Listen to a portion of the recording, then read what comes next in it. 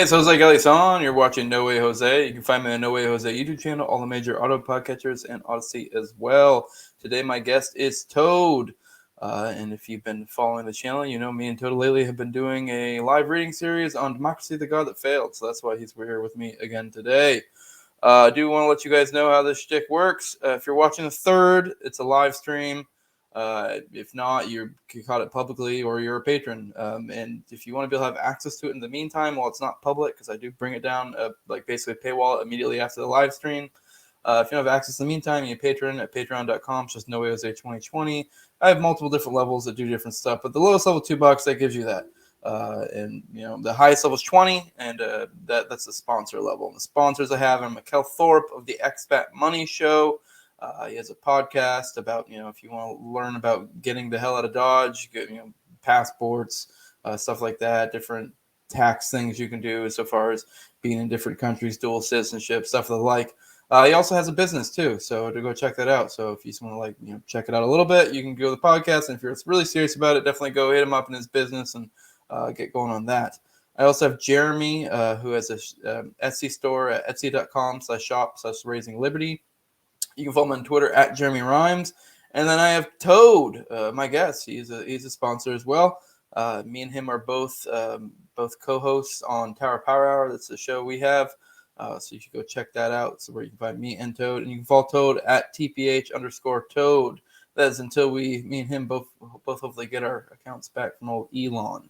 But yeah, let's go ahead and get. Oh yeah, and don't forget TopLobsta.com. Use Jose at checkout. You get my merch, a bunch of other shows merch, and then other art that he has there that he's made into merch. Definitely highly suggest it. I love Top. He's the man. And with that, let's get down here. What's up, man? Yeah. What's up? Not much, dude. You ready to do this? It's starting to get a little bit juicier now. This is started out dry and it's starting to get a little bit good. The big juicy booty is coming up here. Yeah. All right. Well, not really any small talk to be had here. You ready to just go ahead and get right into it? That's right. Just Elon, give us our accounts back. Let's go. Yes, please. Let's do it. Yeah, if you're watching this, Elon. Baby. Yeah. All right. We're in the time preference chapter, and in the section government growth and the process of decivilization from monarchy to democracy. Yeah. Every government, and that means every agency that engages in continual institutionalized property rights violations, is by its nature a territorial monopolist. There can be no free entry into the businesses of expropriations. Otherwise, soon nothing would be left that could be expropriated, and any form of institutionalized expropriation would thus become impossible. Under the assumption of self-interest, every government will use this monopoly of expropriation to its own advantage in order to maximize its wealth and income. Hence, every government should be expected to have an inherent tendency toward growth. And in maximizing its own wealth and income by means of expropriation, every government represents a constant threat to the process of civilization, of falling time preferences and increasingly wider and longer provision, an expanding source of decivilizing sources or forces. So, if you're adding to that, I mean, basically that's the whole point of, the incentives of governmental structure is for it to grow, which is kind of one of his main points in this is they all have a tendency to grow, but just different structures of government, grow in different ways or at different rates. And everyone accuses Hoppe. A lot of people who don't know Hoppe well accuse him of being a monarchist, and it's the point he frequently makes. He's not a monarchist. His only point is he thinks this governmental structure does not splurge as much in the decivilizing force so far as like something like democracy does. So, yep, that is correct. And yeah, he was explaining what time preference is essentially in the first section of this chapter, and we're continuing on that where he's now applying it more to government, which he started getting into prior to this in the chapter, but he's getting further into it now. So yeah, I mean, there's not much to add there. He's saying that, the government is a territorial monopoly, which we know. So yes. However, not every government prospers equally and produces decivilizing, God's an annoying word, forces of the same strength. Different forces of government lead to different degrees of decivilization. Nor is every form of government and every sequence of government forms equally probable. We just covered this. Given that all expropriation creates victims, and victims cannot be relied upon to cooperate while being victimized, an agency that institutionalizes expropriation must have legitimacy. A majority of the non-governmental public must regard the government's action as just or at least as fair enough not to be resisted so as to render the victim defenseless.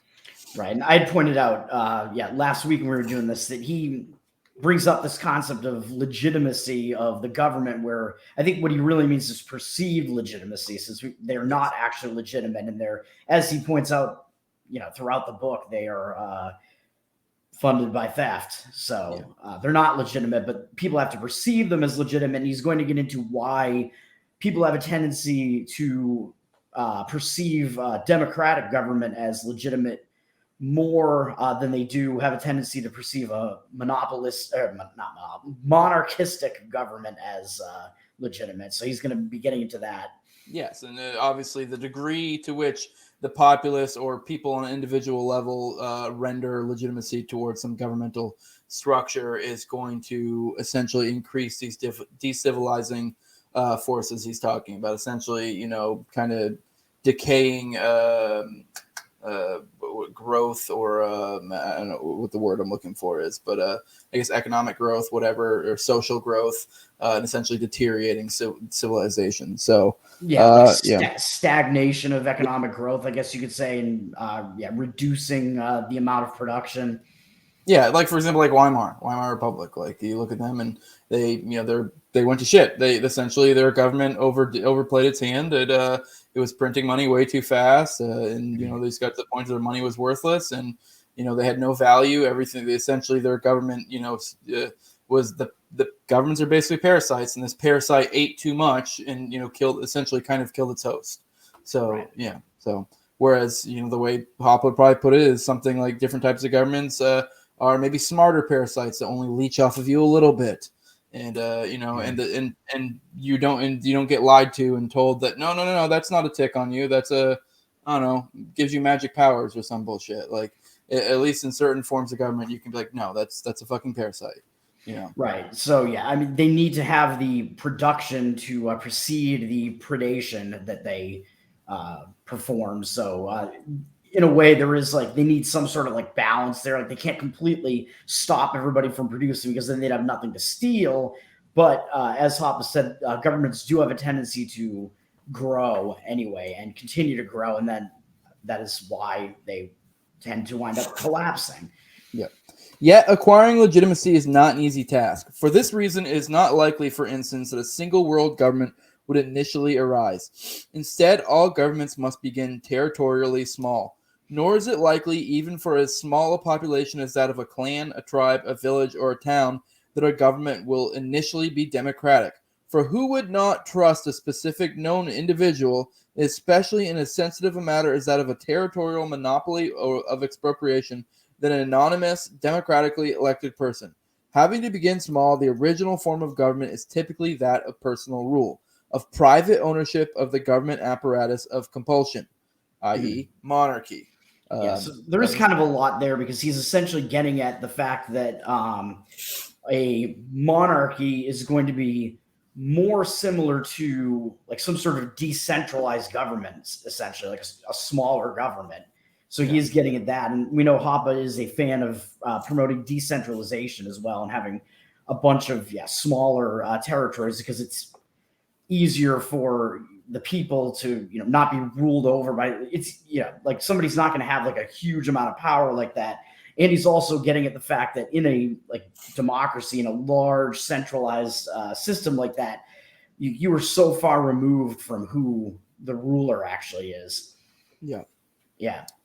In every society of any degree of complexity, specific individuals quickly acquire elite status as a result of having diverse talents. Owing to achievements of superior wealth, wisdom, bravery, or a combination thereof, particular individuals command respect, and their opinions and judgment possess natural authority.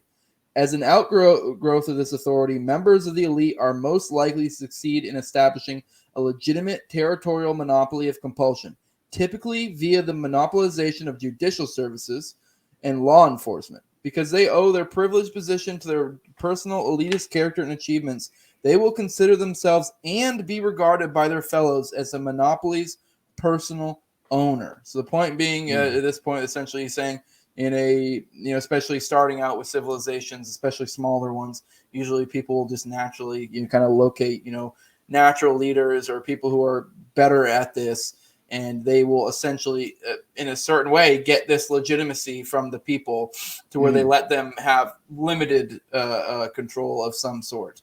Right. Well, he is also pointing out that in like a smaller governmental system like this, where people know each other or whatever, they know like what these people are best at. So there are these natural hierarchies, and you essentially have more like natural elites, let's say. So people that are better at something tend to be the leader at that something. Whereas in the case of like a larger democratic system, that is no longer the case. And there's more of a tendency to have like very terrible elites, let's say, unimpressive elites, and people that are not legitimate elites, really. Like they're elites just because they are evil, essentially. They want to seize that power in most of the cases.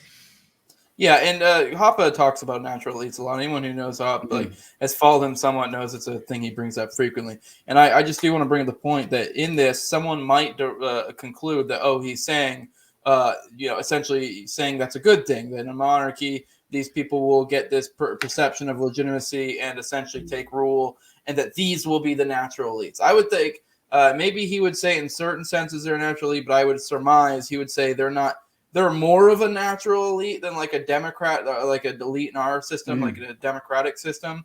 Yeah. But in a pure free society, you would have even more impressive natural elites. It's not to say that the ideal natural elite is the monarch or some shit. Like he's just saying they're closer to the ideal natural elite than what we currently exist under. Exactly. Yep. All right. Democratic rule in which the government apparatus is considered public property, administered by regularly elected officials who do not personally own and are not viewed as owning the government, but as its temporary caretakers or trustees, typically only follows personal rule and private government ownership. Because masses or majorities cannot possibly possess any natural authority, this being a personal individual trait, democratic governments can acquire legitimacy only unnaturally, most typically through war or revolution. Only in activities such as war and revolution do masses act in concert, and do victory and defeat depend on mass effort. And only under exceptional circumstances such as these can mass majorities gain the legitimacy needed to transform government into public property. Right. So, he's saying that at that point where you have this large democratic or centralized government or some kind like that those people that are in power have essentially seized it. Like they have not gained it legitimately at all. Whereas in a totally free society, like you said, you would have people that are the leaders are kind of the natural leaders that have risen to that position because of some legitimate reason. Like they are actually like a natural elite. They're better at that something. And monarchy is somewhere in between those two and is closer to mimicking the like private property scenario, if you want to call it that. And then he's about to get at, which I think I mentioned either last week or the week before, that he's about to start getting at how the people that are in power in like a democratic system are temporary caretakers, meaning that they're just going to be in that position and then be gone, and they don't really have anything to like pass down. Whereas in like a monarchy, which is a more private or somewhat private system, at least you have like a ruler who's still trying to preserve something that they're going to pass down to their heirs or something like that. Whereas in the democratic system, it's just like, well, fuck it. Like I'm just going to spend everything that I've stolen. Yeah. And that seems to be how it tends to work out. Mm-hmm. These two forms of government, private or public ownership of government, monarchy or democracy, have systematically different effects on social time preference and the attendant process of civilization. And with the transition from personal to democratic rule in particular, contrary to conventional wisdom, the decivilizing forces inherent in any form of government are systematically strengthened. The defining characteristic of private government ownership and the reason of a personal ruler's relatively lower degree of time preference is that the expropriated resources and the monopoly privilege of future expropriation are individually owned. The expropriated resources are added to the ruler's private estate and treated as if they were part of it, and the monopoly privilege of future expropriation is attached as a title to this estate and leads to an instant increase in its present value.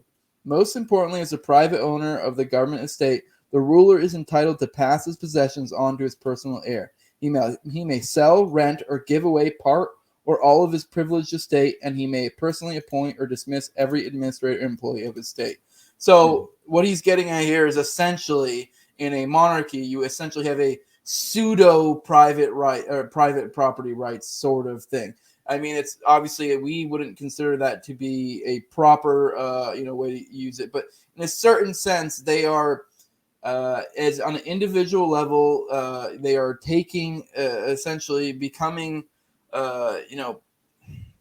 coercers of others' private property, but the way it's individual to them. So in a certain sense, it's almost like they are sort of behaving along the same typical private property rights. Whereas in a public system, to where no one person is given this idea of this is yours, right. they are given everyone's shit and treats it like it's everyone's shit, essentially. Because like it's like they're going to be able to pull some stuff out of it, but they don't really have anything to gain by its larger welfare, essentially.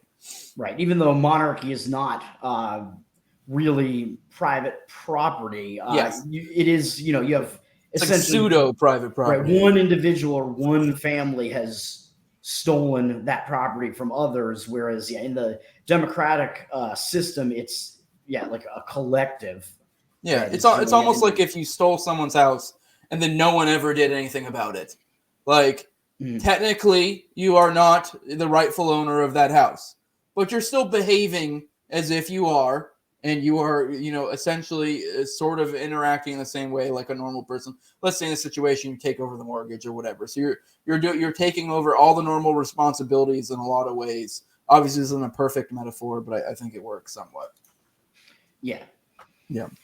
All right, this on to you now. You can do these 2 pages, and I'll do the next one. Right, and in the public ownership scenario, you essentially can't determine who owns that stuff at all. Whereas, at least in the monarchy scenario, even though that owner of that stuff is illegitimate, you know who the owner of that property really is. And while we think it's ultimately illegitimate, the people at large see it as legitimate. So in a certain sense, in a functional sense, it basically behaves like private property.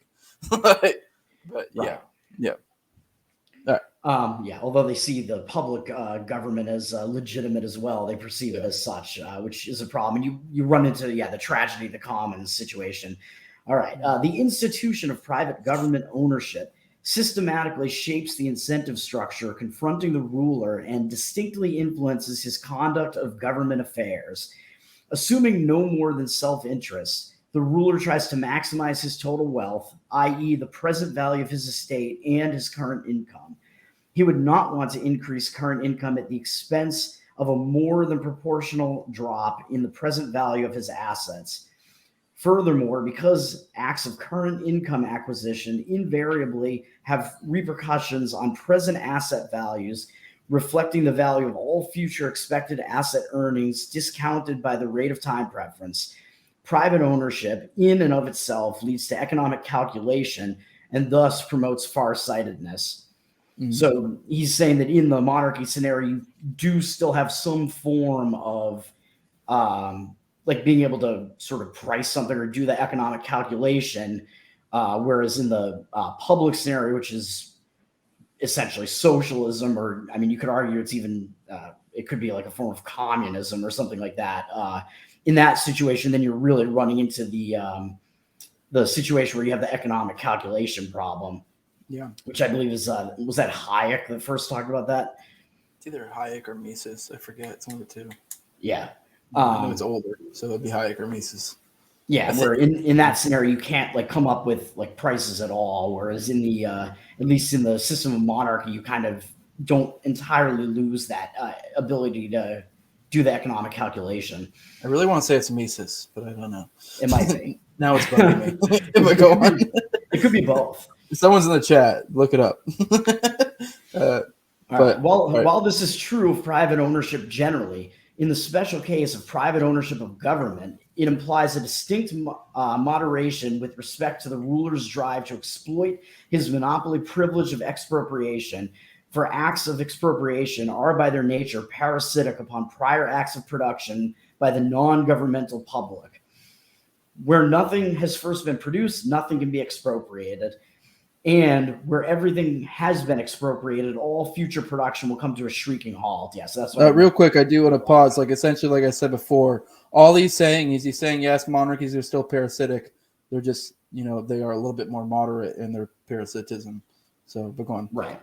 Or shrieking halt. I don't know if I said screeching halt, but shrieking halt. Hence, a private owner of government, a king, would avoid taxing his subjects so heavily as to reduce his future earning potential to the extent that the present value of his estate, his kingdom, would actually fall. For instance, would actually fall. For instance, instead, to preserve or even enhance the value of his personal property, he would systematically restrain himself in his taxing policies. For the lower the degree of taxation, the more productive the subject population will be. And the more productive the population, the higher the value of the ruler's parasitic monopoly of expropriation will be. He will use his monopolistic privilege, of course. He will not tax. But as the government's private owner, it is in his interest to draw parasitically on a growing, increasingly productive and prosperous non-government economy, as this would, always and without any effort on his part, also increase his own wealth and prosperity. Tax rates would thus tend to be low, right? So he's saying that because you have to, to be this parasite, you have to have that production to steal, and the monopoly, the king would be more. I like how he's talking about how these people in governments, like everybody's still behaving in their self-interest. So it would be in the self-interest of the king to still want to increase his own wealth, but he knows that that in order to do that, he needs his subjects to still be producing and creating more wealth, and then he has more to steal. Whereas even though that is still the case when you have another form of government like a democracy, it's like they sort of it like doesn't really become in their own self-interest anymore to care about that as much. And you can apply this to a lot of people like to bring up things like when you set term limits, and really the best point, I mean, I guess you could argue it, from a different way, but in a certain sense you're fucking up the time preference. So you could probably take a collapsitarian approach and say lower time preference, knowing it's going to make things worse, or not lower time, but lower term limits. I think I said time preference, but term limits. Lowering the term limits, making them smaller, is actually going to raise the time preference, because now, let's say you say they can only do 2 terms. It's like, okay, well now you're limiting them to, let's say, 8 years, depending on what the thing is, at the most. And so it's like they know they have 8 years, as opposed to a king that knows he has a lifetime, and if he cares about his progeny in a lifetime to them, and so on and so forth. Mm-hmm. So he's thinking way further in the future, as opposed to someone who's a temporary caretaker and is just trying to get there as well they can. Exactly. And you can reductio ad absurdum that in both ways. You could say the king is going to have this infinite legacy of his offspring, whereas you could take a government term limit and you could say this person's term limit is a minute or a second or something. So what do you think they're going to do when they're in power? And they know they have that really short period of time that they're in power. Well, they're going to spend that time trying to do as much as they can in their own self-interest in that short amount of time. Yep. All right. Further, it is in a personal ruler's interest to use his monopoly of law, courts, and order, police, for the enforcement of the pre-established private property law, with the sole exception of himself, for the non-government public and all of its internal dealings, that is, He will want to enforce the principle that all property and income should be acquired productively and or contractually, and accordingly, he will want to threaten all private rule transgressions as crimes with punishment. The less private crime there is, the more private wealth there will be, and the higher will be the value of the ruler's monopoly of taxation and expropriation. I didn't skip anything when I started that paragraph, did I? I don't think so. All right. In fact, a private ruler will not want to lean exclusively on tax revenue to finance his own expenditures. Rather, he will also want to rely on productive activities and allocate part of his estate to the production and provision of normal goods and services with the purpose of earning its owner a normal market sales revenue. I like that last thing because that's one I think people don't think about. The idea that it actually makes sense. And I mean, I don't know any historical examples, but I guarantee you there were probably plenty of kings that had some sort of private something. I mean, obviously they were the kings, so they were able to like favor their industry or whatever it was.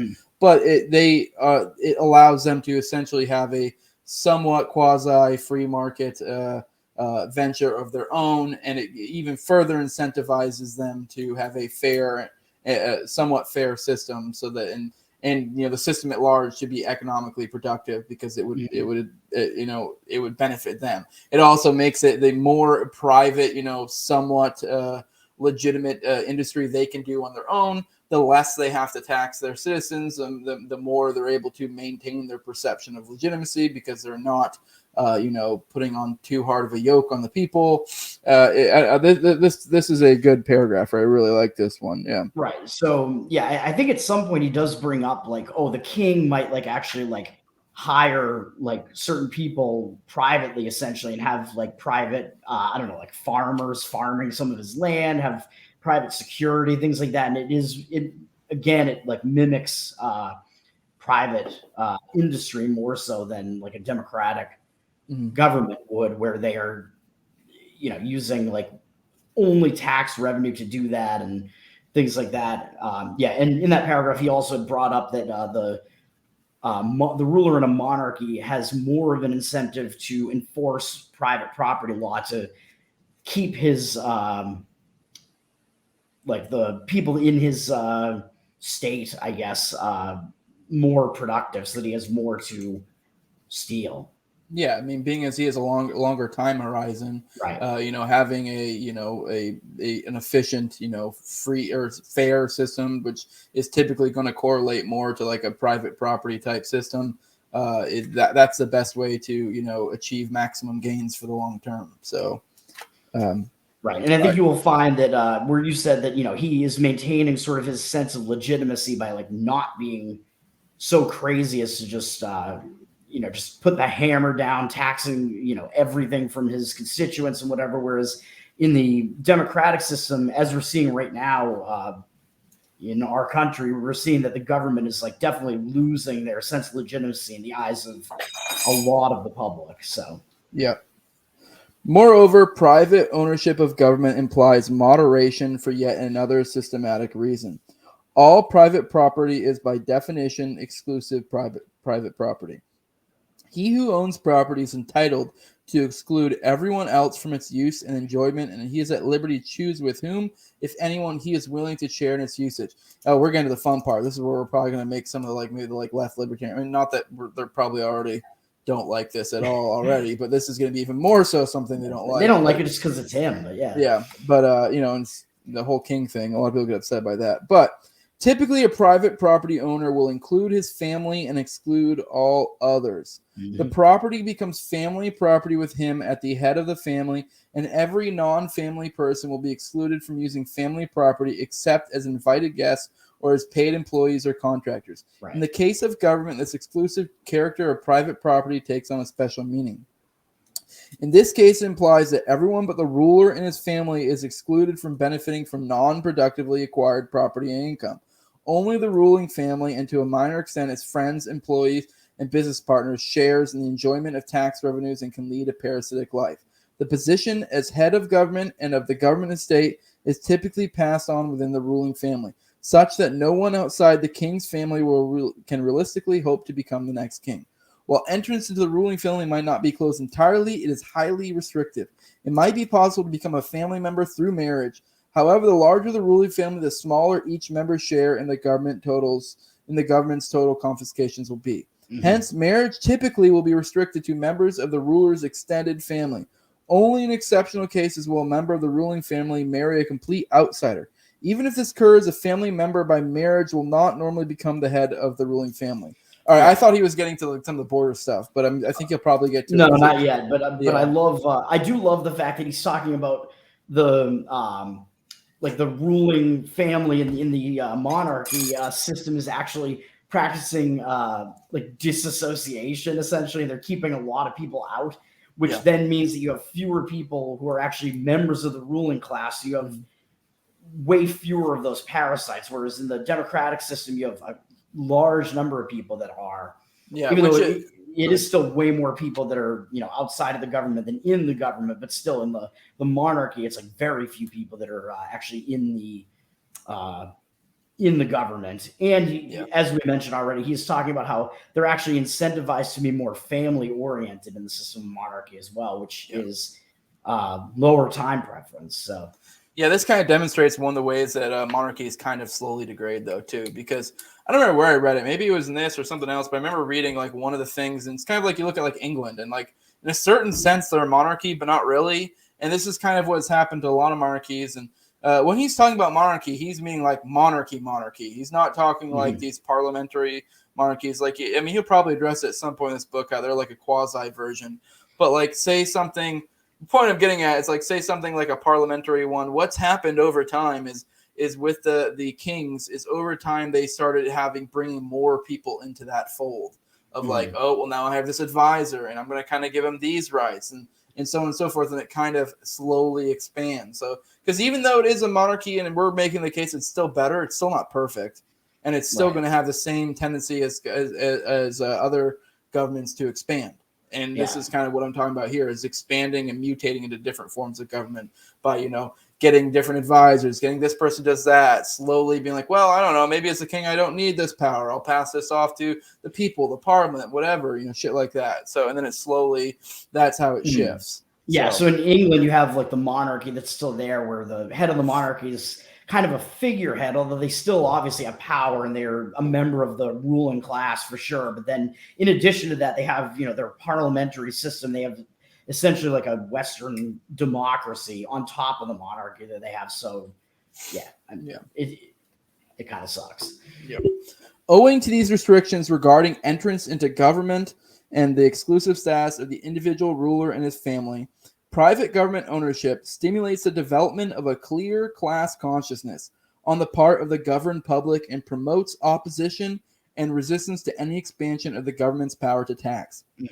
A clear-cut distinction between the few rulers and the many ruled exists, and there is little to or no risk or chance of a person's moving from one class to the other. Confronted with an almost insurmountable barrier to upward mobility, solidarity among the ruled, their mutual identification as actual or potential victims of government violations of property rights is strengthened, and the ruling class's risk of losing its legitimacy as a result of increased taxation is accordingly heightened. Yeah, this is probably one of my favorite points when it comes to like why it's better. But this is one of the greatest points in the book. Yeah, this is maybe one of the best paragraphs in the entire book, and it like almost sums up like the best points throughout the entire book, all in that one paragraph where you have in the system of monarchy, there's way clearer of a distinction between the ruling class and the ruled.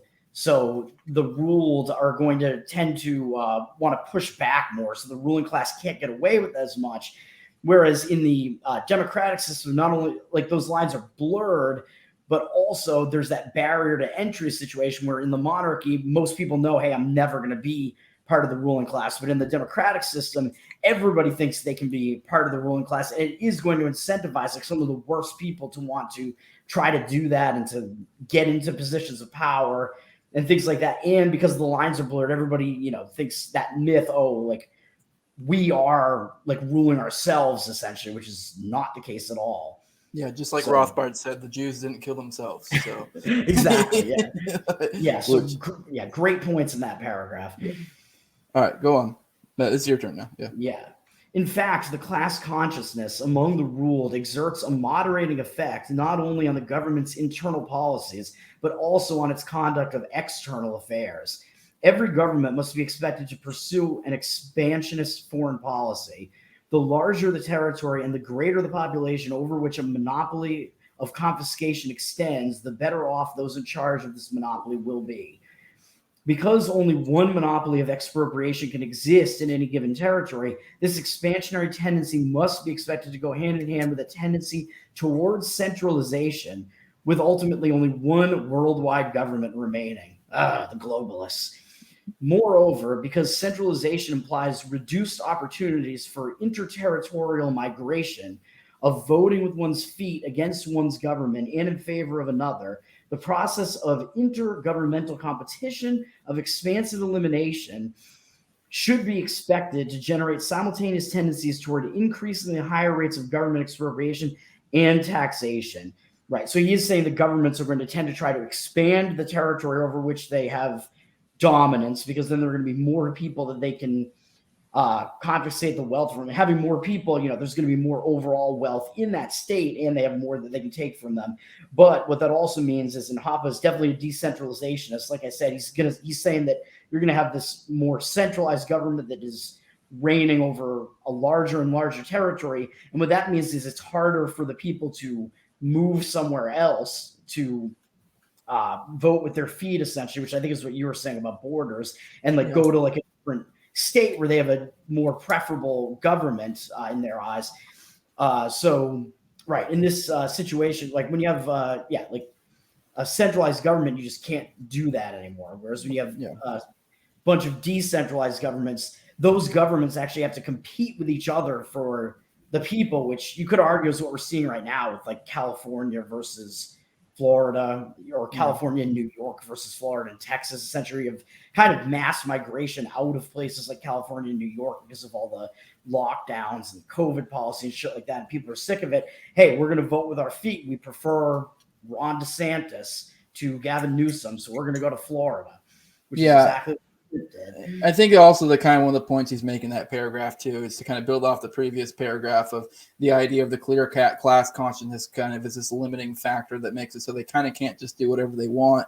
Kind of moderates this effect of government expansion, so they're not able to do it to quite the same degree, which we'll get into later, like why it kind of moderates things like war, makes it so that if they do want to acquire territory, it has to be done peacefully.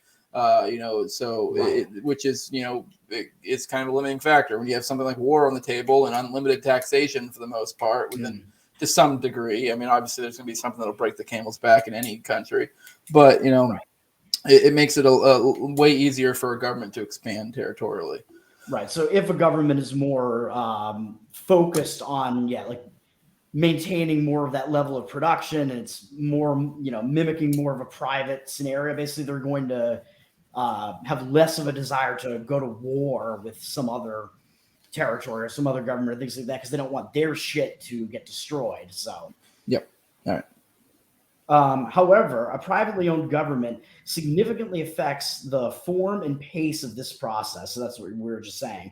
Owing to its exclusive character and the correspondingly developed class consciousness of the ruled, government attempts at territorial expansion tend to be viewed by the public as the ruler's private business, to be financed and carried out with his own personal funds. Right. So that's another thing. So because they are more likely to see themselves as the ruled, if they see their government going to war, they're like, hey, you're spending our money on war.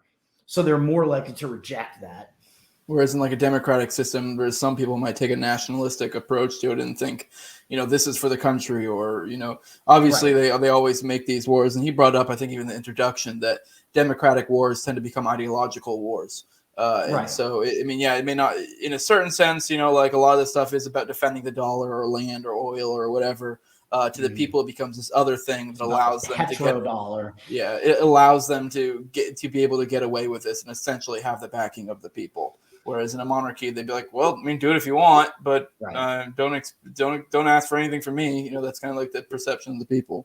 So and I was about to say here, the people are going to see that, hey, this is this war is the king going to war and it's to get more for himself and we're paying for it and we're getting nothing for it. So they're more likely to see that as being the case than with like a democratic system where you're right. It's like, it's more of this like national thing. Like, we're defending America and things of that nature, where they don't see it as, hey, this is just our government going out there and stealing more and, murdering other people with our money. So he's about to say that here. Where am I at? The added territory is the king's, I believe. Yeah, the added territory is the king's, and so he, not the public, should pay for it. Consequently, of the two possible methods of enlarging his realm, war and military conquest or contractual acquisition, a private ruler tends to prefer the latter. So that's also what you said. They're more likely to try to acquire land through private contracts and things like that rather than war.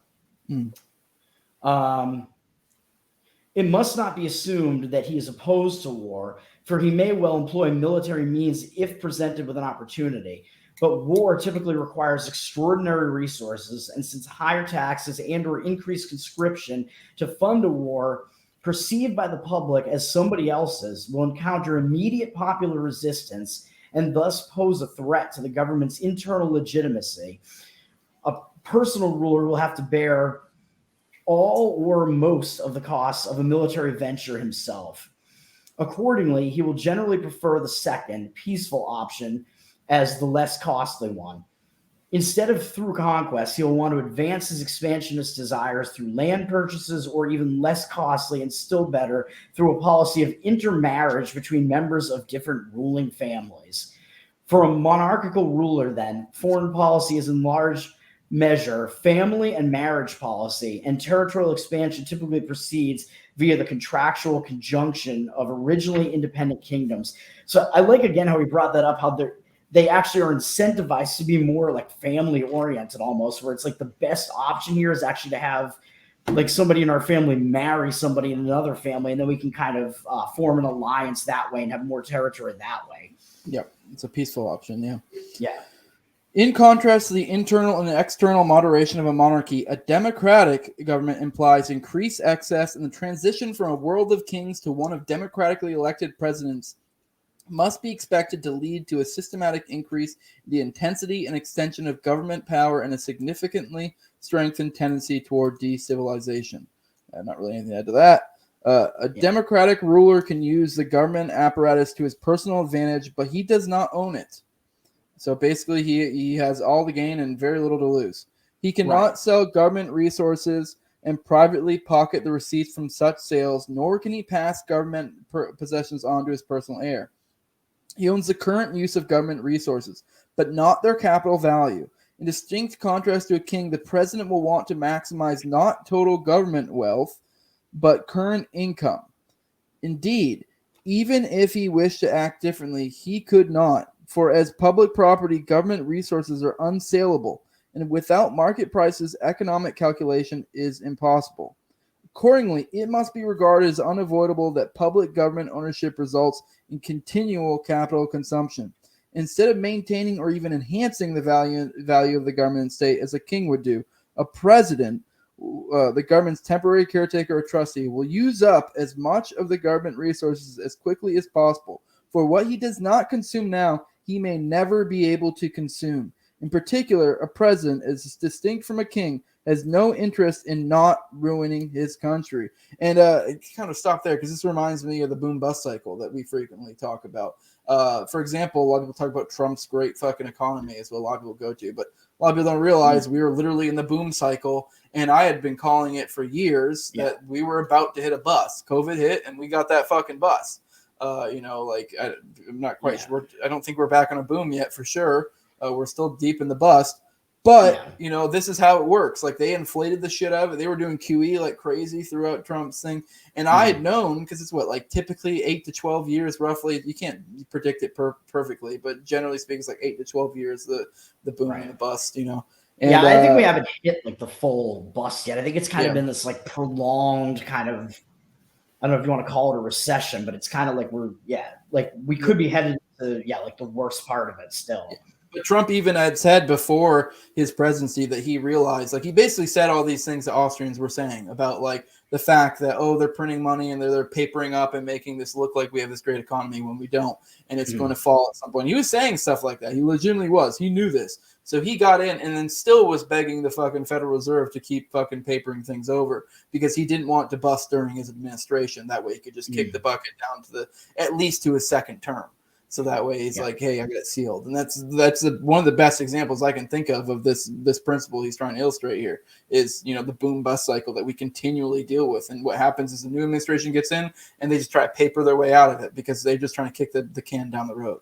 Yeah. So one interesting thing here, he's talking about how in like the democratic system, you have these rulers, the temporary caretakers, they're not incentivized to save any of that for their heirs, but you still have like oligarchies and nepotism where you still have like their heirs and their family wind up rising into those same positions of power, similar positions of power, just because of like name recognition and things like that. But even when they get into power, they're still never actually incentivized to like maintain any of that for their heirs because they're basically just stealing so much that they're going to have it anyway, essentially, I would say.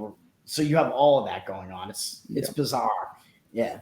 For why would he not want to increase his confiscations if the advantage of a policy in moderation, the resulting higher capital value of the government estate, cannot be reaped privately, while the advantage of the opposite policy of higher taxes, the current higher income, can be so reaped? For a president, unlike for a king, moderation offers only disadvantages. And I like that sentence. Moreover, with public instead of private government ownership, the second reason for moderation is also gone. The clear and developed class consciousness of the ruled. There can never be more than one supreme ruler, whether king or president. Yet, while entrance into the position of king and promotion to the rank of nobility is systematically restricted under monarchy, in a publicly owned government, anyone, in theory, can become a member of the ruling class, or even president. The distinction between the rulers and the ruled is blurred, and the class consciousness of the ruled becomes fuzzy. The illusion even arises that such a distinction no longer exists, that with a democratic government, no one is ruled by anyone, but everyone instead rules himself. Indeed, it is largely due to this illusion that the transition from monarchy to democracy could be interpreted as progress, and hence as deserving public support. Accordingly, public resistance against government power is systematically weakened. While expropriation and taxation before may have appeared clearly oppressive and evil to the public, they seem much less so. Mankind being what it is, once anyone may freely enter the ranks of those who are at the receiving end. I love that paragraph. Yeah, that's another great paragraph for sure. I think, we both like the same paragraphs here. These are, great paragraphs. He's talking about what we already talked about, where the lines get blurred. So then people wind up seeing the actions of the government as sort of like their own actions or actions that they approve of, essentially, which then is also why the government is able to get away with like taxing more and spending way more, but really they're just enriching themselves, which of course we're seeing all over the place, where they're just printing money out of control, and they just make up this shit. Like, we have to do this for your own benefit because we just had COVID and now we have to, bail you guys out or whatever, or we had 9/11 happen and we have to go to war now to protect you. It's in your own interest. And people are more likely to just believe that. And then the government can just steal more, spend more. Yeah. Yeah. No, that is a really, really good paragraph for sure. Yeah. I had something to say, but I totally dropped it. But all right. On to you. Consequently, taxes will increase, be it directly in the form of higher taxes or indirectly in that of increased governmental money creation, inflation.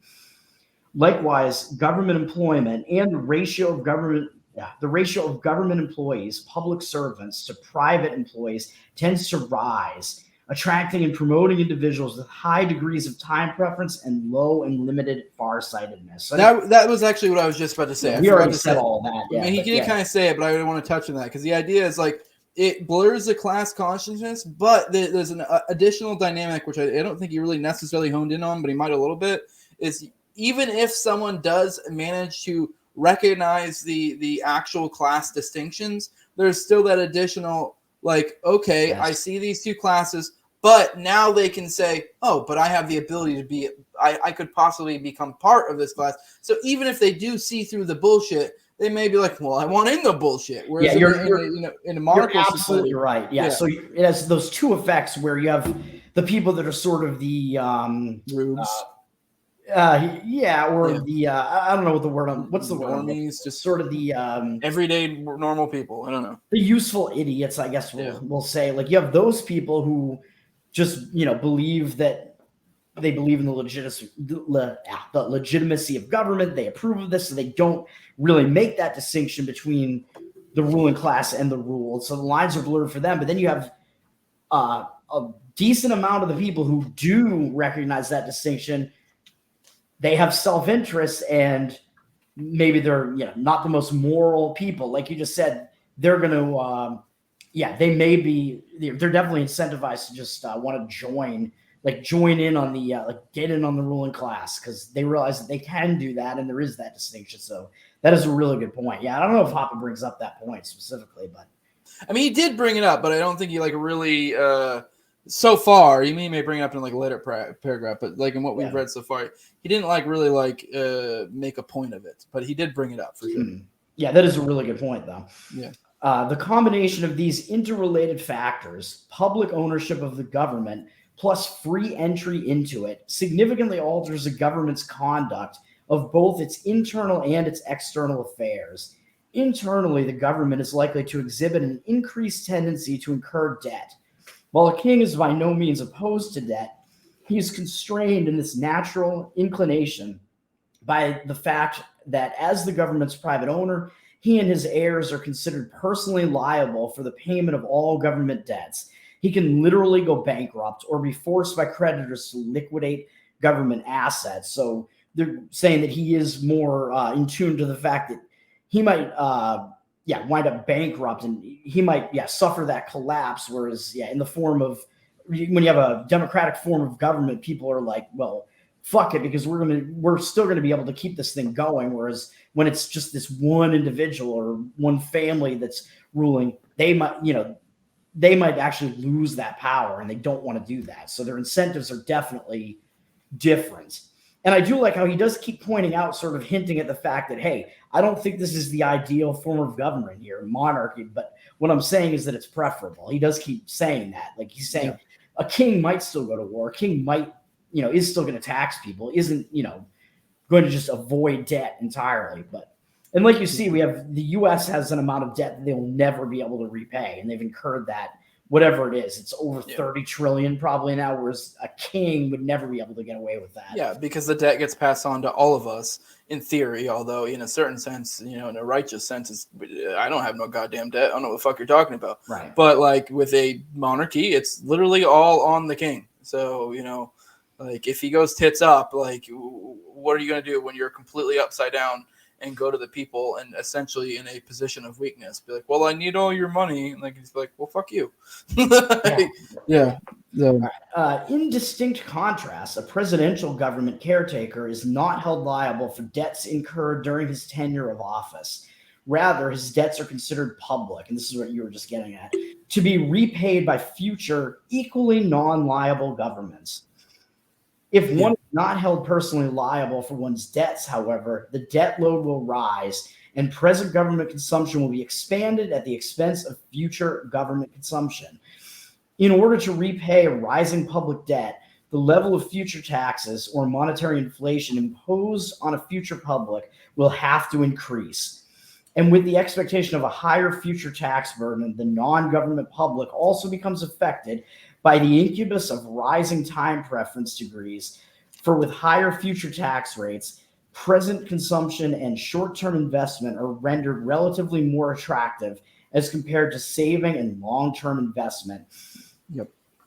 Right, because they know they're going to have more stolen from them in the future. They know we know that the government is going to keep printing money, so the dollar is going to continue becoming less and less valuable. We are more incentivized to spend that dollar right now when it's worth more than it will be in the future. So that is, definitely a point worth worth hitting on there. And I like that he used the term incubus, Yeah. even though, it is a band that I used to like back in the day, but also Yeah. I believe an incubus is like a sexy female vampire that's like sucking the blood out of you. So Pardon me? No, I'm just kidding. That's yeah, it. isn't that what an incubus is? Or no, Yeah. I'm thinking of a succubus. An incubus is a sexy male version of it. I'm thinking of a Something like that. succubus. Yeah. I know.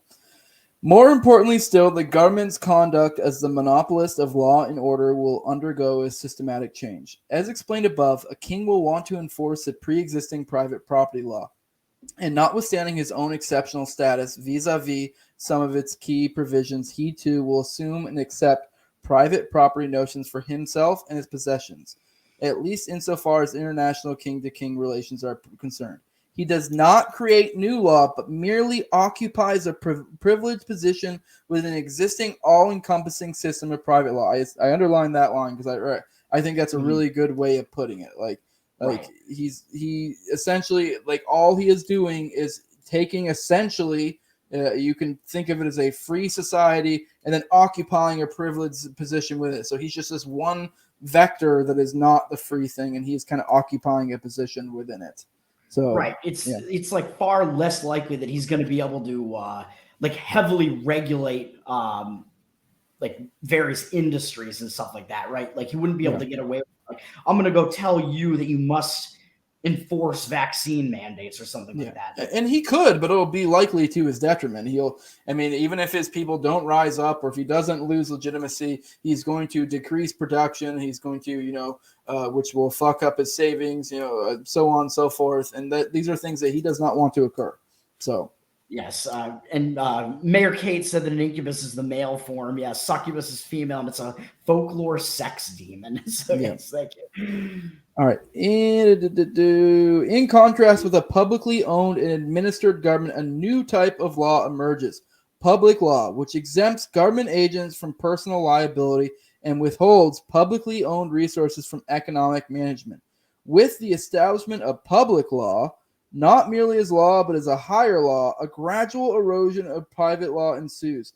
That is, there's an increasing subordination and displacement of private law by and through public law. Essentially, once again, this is how it expands. It was kind of like I brought up the point of monarchies and how they slowly kind of become, a democracy. Although he did say through war and revolution can occur as well. But I actually think over a period of time, they kind of brought into democracies anyways, because they start adding more people to the king's court. They start, passing off some of their, what's the word I'm looking for? Some of their, privileges as a king to other individuals until it's basically not a monarchy anymore, for the most part. Yeah, I mean, he's sort of saying that as like the public government, like a democracy, they are able to like pass all these laws that are seen as to be like in the good of the public, whereas the king, who's more of that privatized owner, like again, like wouldn't really be able to get away with it that much, but he's also not really incentivized to do that because he's more incentivized to kind of let the free market be producing more. Yeah, and the point I was getting at to kind of illustrate in the monarchy thing is like, yes, you have the same effect in it, but it's slow, it's moderated, it's slowed down. But in the democracy, they've completely accepted the idea of public ownership of the government or whatever. And so then what happens is these laws get passed through, these new administrations get created, these new administrations get new people, and they have their own departments. Those departments say, oh, well, I need another sub-department within this department, and their budgets are ever expanding, so on and so forth. And then as long as these are government workers, they generally have some sort of insulation from the law or any sort of actual liability aside from maybe losing the job, but even then, in a government jobs are usually very hard to lose. Even if you are like a civilian contractor or something, there's usually all sorts of rules around that. So it's kind of the same principle. It just becomes even more perverse when you're dealing with a public democratic system, because it's you're with a monarchy, you're starting the small thing that's kind of webbing out from there, whereas you're already here and it's just webbing out a million different ways and becoming exponentially worse as time goes on. Yeah, so it's tight and it's becoming looser over time. Yeah. Is this you? No, this is me. Rather than upholding private law among the non-government public and exploiting its legal monopoly solely for the purpose of redistributing wealth and income from civil society onto itself, a government ruled by public law will also employ its power increasingly for the purpose of legislation for the creation of new positive civil law with the intent of redistributing wealth and income within civil society. For as a government's caretaker, not owner, it is of little or no concern that any such redistribution can only reduce future productivity. Confronted with popular elections and free entry into government, however, the advocacy and adoption of redistributive policies is predestined to become the very prerequisite for anyone wanting to attain or retain a government caretaker position. Accordingly, rather than representing a consumption state, with public government ownership, complementing and reinforcing the overall tendency towards rising taxes, government employment, and debt, the state will become increasingly transformed into a welfare state. And contrary to its typical portrayal as a progressive development, with this transformation, the virus of rising degrees of time preference will be planted in the midst of civil society, and a self-accelerating process of decivilization will be set in motion. Yeah. Well, I'm trying to think if that's a good place to stop. I think I may stop there. I mean, a little bit of a middle of a point, but we don't have a better place to stop. I don't know if you have anything to add on that last little paragraph. That was kind of a lot of repeating on what I was saying. He did add in the welfare state thing, although what I was describing is kind of a welfare state, because I think government workers are basically essentially welfare whores. Let's be real. Although they're expected to do some sort of something resembling work as opposed to someone actually on welfare. So you increase government workers, you increase people on welfare, and then also on the top you end up people with corporate welfare and things like that. Yeah. So politically connected or getting all that money. So I might not agree entirely with the points that he was making in that paragraph. He's kind of saying that I don't know if this is what he was trying to say, but if he was trying to say that like a public government is more like redistributing wealth amongst the people, because I don't think that's really true, and that we know that they are like taking a lot of that money for themselves, but then they are also, of course, creating a welfare state and distributing some of that money there. So then there are a lot of shifting incentives going on there, where, like he's saying, it is definitely shifting time preference. It's making people have higher time preference behavior, but and he is going to point this out later as well, but with the welfare state, obviously you are going to have people incentivized to like vote for themselves to be given more. Like they're going to vote for more welfare for themselves. And then you have the people who are, in these corporations and things like that. They're incentivized to also want more of that government welfare. And you can get into a whole bunch of stuff with that. Like you go off on like the stuff that Clint has been talking about with ESG and things like that, where these large corporations, you have these incentives to want to get this funding. Mm-hmm. Well, that's redistribution. That's the redistribution he was talking about. I think that's exactly what Hoppe was saying, is what you're saying. So I would still say that it is mostly redistribution from the ruled upward to the ruling class, though, which it still is in a monarchy. In a monarchy, I would say it is pretty much solely that, and it's obvious that is what's going on. Whereas in a democracy, I would say that there is still a ton of that going on, but people don't see that it's going on as much. Like it isn't as obvious or transparent, because they see the government as the government, for and by the people. You know what I mean? I think maybe it's just I don't know, maybe you're being a little semantic, because I don't know if he was necessarily saying it's going to be more to one class or the other. Although personally, I would surmise if you just somehow, try to make a neat, these are the ruling or elite class, and then the rest, like you include, and the rest would be government workers, welfare things. Maybe some people like a corporate welfare of some sort, maybe not like the super tippy top guys. Maybe you would include that in the other group. I would say probably more goes to that, but that group, the other, as opposed to the elite class. But the elite class still get a shitload, but it's just there's less of them, if that makes sense. So, I mean, per person, I'd say they probably get more, if that makes sense. You know what I mean? But I think this is kind of a moot point. I don't think the amount of who goes where really matters. Yeah, it's I mean, the idea that redistribution is occurring, and it's incentivized to only increase. Right. They are redistributing, more than like a monarchy would to some of the people, even though I think they are also, obviously enriching themselves as well, to the point where they're pretty much eliminating the middle class entirely, because they want that ruled class to just be like welfare dependent, essentially, and they want themselves to be like sort of the permanent ruling class, if you want to call it that. I don't know. I mean, I could be getting that wrong to some extent, but All right, man. Let's go ahead and get how you have you drop your plugs. I do want to see Eddie said he bought the book to follow along. Hell yeah, dude. Nice. I mean, I kind of like. I know I don't believe in IP, but I do feel a little bit bad completely reading this book. But it's one of those books that's hard to get. So also, like I personally, I think this is great because I mean, I think Democracy of the God That Fails is a great book. And honestly, I think it's one of those books that personally, for me, I like to consume in different mediums. So I've physically read it. Well, I'm in the process of physically reading. I'm reading ahead a little bit. I'm also doing this where we're talking about it. I also did the audiobook before, so it's like I'm and consuming in multiple mediums because you pick up on different things when you consume this content through different mediums. So I hope, ideally, I think anyone listening to this, they should at the very least go listen to the audiobook, or if you can get the book. I know the book is like one of those ones that's like out of print, so it's kind of hard to get. It's like $50 usually.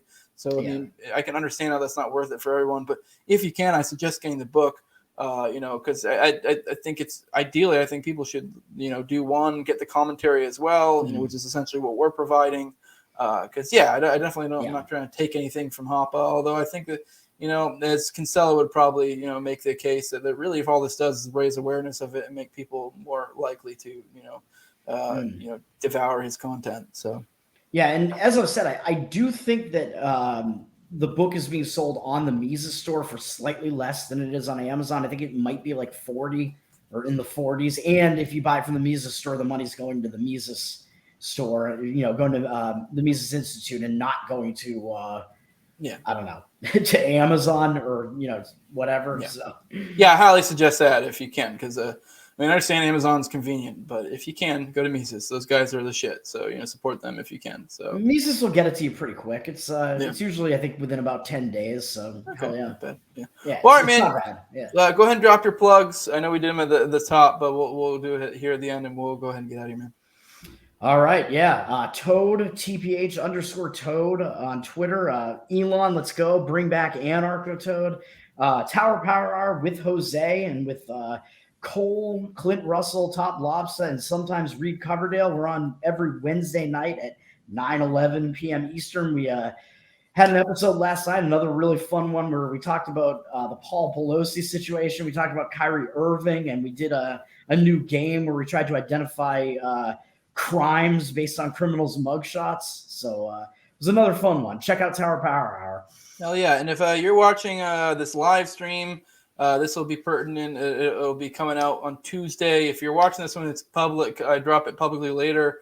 It'll be already out, but I have on Tuesday, what is that going to be? The date will be the 8th.